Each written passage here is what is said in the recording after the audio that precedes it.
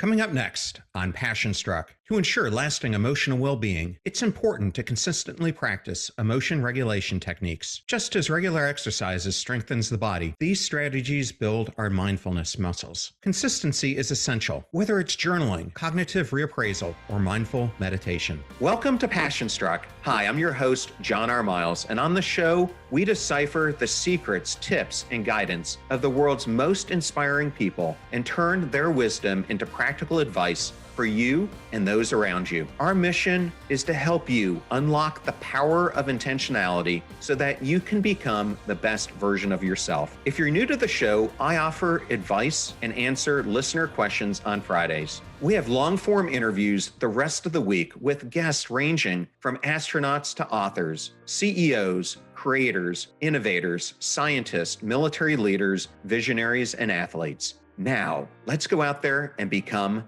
Passion Struck.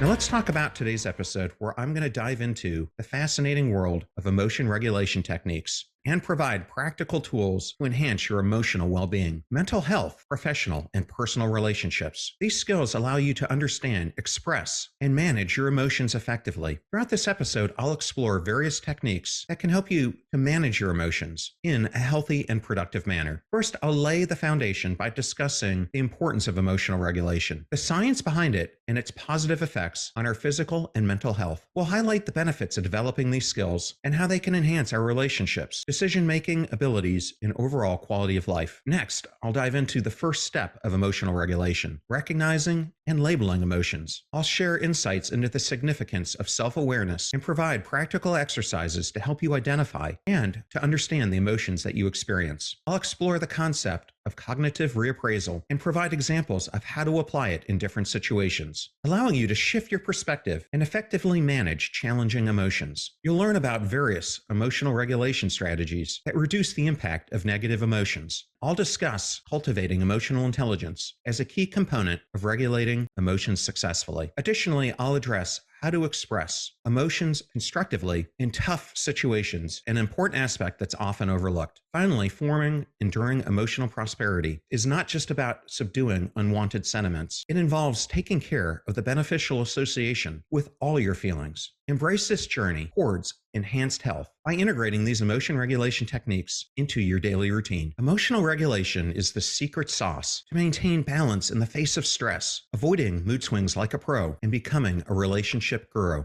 It even boosts your decision-making skills and gives your self-esteem a high five. Talk about a superpower. But here's the fascinating part. Science has been delving deep into these strategies, unearthing mind-blowing insights that illuminate the workings of our emotional world. Emotional regulation is a fascinating and complex process that involves the interplay of various psychological and neurological factors. The science behind emotional regulation is rooted in understanding how our brain processes and responds to emotions and how to learn to manage and express them in adaptive ways. Fascinating studies, such as those published by the National Institute of Health, reveal that practicing emotion regulation techniques can even lead to structural changes in the brain. Talk about brain gains. Let's unravel some key aspects of the science behind emotional regulation. Emotions are primarily triggered by a part of the brain known as the limbic system, which includes structures like the amygdala, hippocampus, and hypothalamus. The amygdala, in particular, plays a crucial role in processing emotions, especially fear and threat-related emotions. When you encounter emotionally charged situations, the amygdala triggers the fight or flight response, preparing our body to deal with perceived threats. The regulation of emotion also dances to the tune of various neurotransmitters, as well as hormones in our brains. Serotonin, the harbinger of happiness and well-being, partners with us on the path to emotional bliss, while cortisol, the bearer of stress and anxiety, can cast a shadow over our emotional landscape. Delicate balance and activity of these chemicals shape our emotional experiences, contributing to the symphony of our inner world. Emotional regulation also involves cognitive processes, specifically cognitive appraisal, where we interpret and evaluate events and experiences. How we perceive and interpret a situation significantly influences our emotional response. Cognitive reappraisal, one of the strategies employed in emotional regulation, invites us to reframe or reinterpret situations, empowering us to transform our emotional responses. Our brain's neural pathways can also be rewired through dedicated practice and consistent implementation of emotion regulation techniques, leading to more adaptive adaptive emotional responses. It's like sculpting our emotional landscape one synaptic connection at a time. Understanding the science behind emotional regulation can help us appreciate the complexity of our emotional experiences and provide valuable insights in how we can develop healthier and more effective strategies for managing our emotions. So let's now go into the foundation of recognizing and labeling our emotions. To embark on the path of effective emotional regulation, we must first embrace the power of self-awareness. It's about consciously acknowledging our emotions, comprehending their impact on us, and uncovering the triggers that set them aflame. Elevating our self-awareness allows us to journey towards self-discovery, welcoming a cooler and more enlightened version of ourselves. At the heart of mastering self-regulation lies unraveling the mysterious web of triggers that ignite our emotions. Triggers come in various forms, whether it's an innocuous comment that hits a nerve or simply waking up on the metaphorical wrong side of the bed. As we untangle the threads of our triggers, we gain a newfound ability to navigate our reactions with grace and composure. The first type of trigger that we're going to talk about are situational triggers. Life's tapestry is woven with situations that can elicit powerful emotional responses. For some, public speaking ignites a whirlwind of anxiety, while family gatherings become breeding grounds for frustration. By understanding these situational triggers, we gain insights into the complexities of emotions, empowering us to respond with poise. The next type of trigger are cognitive triggers. Our thoughts hold immense power over our emotional landscape. Negative self-talk can be a catalyst for spiraling into the depths of guilt or shame. By recognizing the influence of our cognitive triggers, we unlock the ability to reframe our perspectives, transforming negative thoughts into positive ones that nurture our emotional well-being. And the third type of triggers are sensory triggers. Our senses possess an extraordinary ability to trigger specific emotions, evoking memories buried deep within our souls. A familiar scent or a haunting melody can transport us back in time, stirring once dormant emotions. Exploring the connection between our senses and our emotional experiences opens the door to understanding the intricate tapestry of our inner world. And in the show notes, I'll have some information from the American Psychological Association on how different stimuli affect our moods. To effectively regulate our emotions, we must understand their types and origins. It takes practice and effort, but recognizing different emotions and their significance helps us to develop effective strategies for managing them. By doing so, we enhance our well-being and improve our relationships. Remember, it all begins with awareness and action. With this knowledge in mind, let's now turn our attention to the first step in emotional mastery, recognizing and labeling emotions. Embarking on the transformative journey of self-discovery, follow this step-by-step guide to gain mastery over your emotions. Step 1. Become aware. Notice the physical signs that your body provides, such as changes in heart rate or breathing. Your physical well-being is conveying a message to you, indicating an emotion. Step 2. Name it. Give your emotion a name. Is it happiness, sadness, anger, or something else? No need to fancy with it. Simply identify the core emotion that you're experiencing. Step 3. Notice its intensity. Rate the intensity of the emotion on a 1 to 10 scale, akin to how one would rate a roller coaster ride. This allows you to gauge the strength of the emotion, providing a clearer understanding of its impact. Step 4. Identify the triggers that we covered earlier. Reflect on what caused the emotional response. Was it a situational trigger, a cognitive trigger, or a sensory trigger? Was it something someone said, an event, a memory? It's like playing the role of emotional detective, seeking clues to uncover the triggers behind your emotions. By following this guide, you pave the way for a deeper understanding of your emotional landscape, enabling you to respond to your emotions with greater awareness and intention. Remember, emotional mastery is a journey, and with practice, you'll develop the skills needed to regulate your emotions effectively. Now, let's dive into the power of reframing negative thinking and the impact that it can have on our emotional well-being. Our thoughts shape our reality, and negative thinking patterns can lead to unhealthy emotional states. Recognizing these patterns is the first step into reframing them into positive ones. Positive thinking goes far beyond simply ignoring life's less pleasant situations. It involves perceiving the best in others and maintaining an optimistic outlook on oneself and life in general. On the other hand, negative thought patterns are repetitive and unhelpful ways of thinking. They're often unrealistic or overly pessimistic. Examples include catastrophizing, black and white thinking, either and or thinking, or overgeneralization. To begin reframing negative thinking, it's crucial to identify and become aware of your negative thoughts. Here are some tips to help you in this process. First, pay attention to your self-talk. Take note of the thoughts and messages that you tell yourself on a regular basis. Second, notice recurring themes. Identify the common worries that occupy your mind repeatedly. Third, practice mindfulness. Cultivate a state of awareness where you observe your thoughts without getting caught in them. This allows you to identify negative patterns more easily. Reframing your thoughts means changing how you interpret an event or situation, ultimately changing how you think about it. It's about seeing things differently, allowing for growth and positivity. Here's a simple approach to help you reframe your thoughts. First, step 1, catch it. Identify the negative thought when it arises. Pay attention to the triggers that I went over before, or situations that tend to evoke negative thinking. Step 2, check it. Assess the accuracy of the negative thought. Consider alternative viewpoints or possibilities that might provide a more balanced perspective. Step 3, change it. Replace a negative thought with something more balanced or positive. Find a more constructive way of looking at the situation or challenge. Incorporating these techniques takes time, but consistent practice can become second nature, leading to improved emotional regulation skills. If negativity persists despite efforts at reframing thoughts, don't hesitate to seek professional help, such as consulting with a cognitive behavioral therapist. Next, we're going to dive into the concept of cognitive reappraisal. Realizing what sparks your emotions and understanding how they shape your thoughts and behavior is crucial for effective emotional regulation. It's like having a backstage pass to your own mind, allowing you to take control. Psychology Today suggests exercises such as mindfulness meditation, journaling, seeking feedback, or engaging in self-reflection to enhance self-awareness. These activities are like giving your brain a rejuvenating spa day, promoting clarity and self-understanding. So what is the role of cognitive reappraisal in emotional regulation? Cognitive reappraisal refers to the ability to shift your perspective and alter how you feel about a situation. It's like wearing a pair of emotional adjustment glasses that enable you to see things in a different light. Research published in PLOS ONE found that practicing cognitive reappraisal helps handle stress like a pro and keeps anxiety and depression at bay, making it a superhero for the mind. Here are some practical ways to incorporate cognitive reappraisal into your life. The first is through mindfulness. Cultivate present moment awareness without judgment. Simply observe your thoughts, emotions, and sensations like a curious scientist. Second, situation selection. Choose activities that bring you joy and fulfillment while avoiding those that bring you negative emotions. It's like curating your own emotional playlist, ensuring that you surround yourself with positive experiences. Third, cognitive change. Shift your perspective on emotionally charged events by reframing your thoughts. It's like giving your thoughts a makeover, transforming them into more constructive and empowering narratives. To make these techniques stick, practice them consistently until they become second nature. It's like training your brain to perform a cool trick effortlessly. Next, we're going to tackle how do you express emotions like a boss in tough situations. In the quest for personal mastery and self-improvement, knowing how to express emotions like a pro is crucial, especially when things get challenging. Not only does it keep your relationships healthy, but it also does wonder for your emotional well-being. So let's go over some coping strategies 101. When intense feelings hit you like a ton of bricks, it's time to whip out some stress management techniques. Inhale deeply or practice progressive relaxation of your muscles to soothe the body and mind. This way you can think clearly and handle the situation like a champ. Another trick up your sleeve is taking a breather, a little time out to cool down and gather your thoughts before you respond. Practice these strategies regularly so they become your secret weapons when you need them the most. Self-compassion is your superhero sidekick in managing emotions like a boss. By being kinder to yourself, you create a supportive environment that encourages healthier responses instead of destructive ones. Remember, it's okay to not have all the answers or to make mistakes. What really matters is how you treat yourself during those times. Here are some tips for how to express emotions like a pro. Keep the communication lines open. Speak up about how you feel instead of keeping it bottled up. Use I statements to take ownership of your emotions. Blaming others won't get you anywhere. Show empathy and try to see things from other people's perspectives before you react emotionally. Pause before you pounce. Give yourself some breathing room to reflect before letting those emotions loose. In your journey towards intentional living and a passion-struck life, consistent practice and integration of emotion regulation techniques are key to ensuring long-term well-being. Establishing habits and practices promoting positive emotions can lay the foundation for creating that intentional life. To ensure lasting emotional well-being, it's important to consistently practice emotion regulation techniques. Just as regular exercise strengthens the body, these strategies build our mindfulness muscles. Whether it's journaling, cognitive reappraisal, or mindful meditation, consistency is essential. A supportive environment also plays a significant role in nurturing emotional health. Surrounding ourselves with people who understand and value our emotions is crucial. Creating safe spaces where we can fully express ourselves without judgment or criticism is vital. Here are some tips for creating a supportive environment. Create safe places. Establish judgment-free zones where you can openly express your emotions. Second, nurture positive relationships. Build relationships with people who support your emotional well-being and prioritize mental health awareness. Third, promote open communications. Encourage open dialogue about emotions with your family and friends to break down the stigmas associated with discussing mental health. By consistently practicing emotion regulation techniques and cultivating a supportive environment, we can create the foundation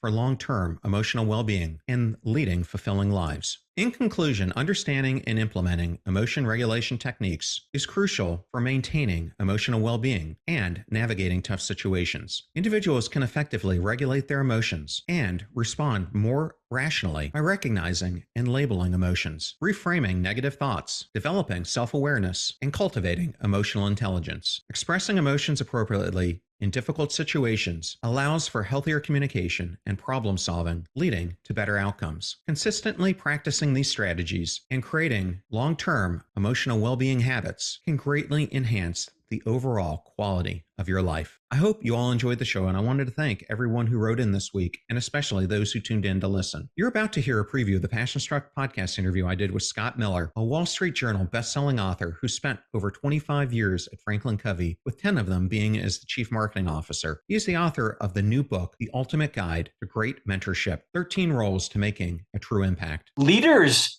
don't create engagement. Mentors don't create engagement. It's not true.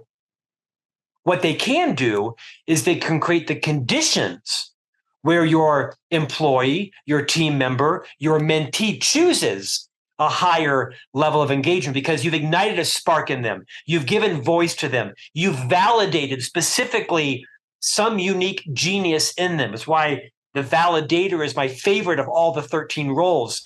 Done with the right intention and the right preparation and the right words, you can transform someone's confidence in them.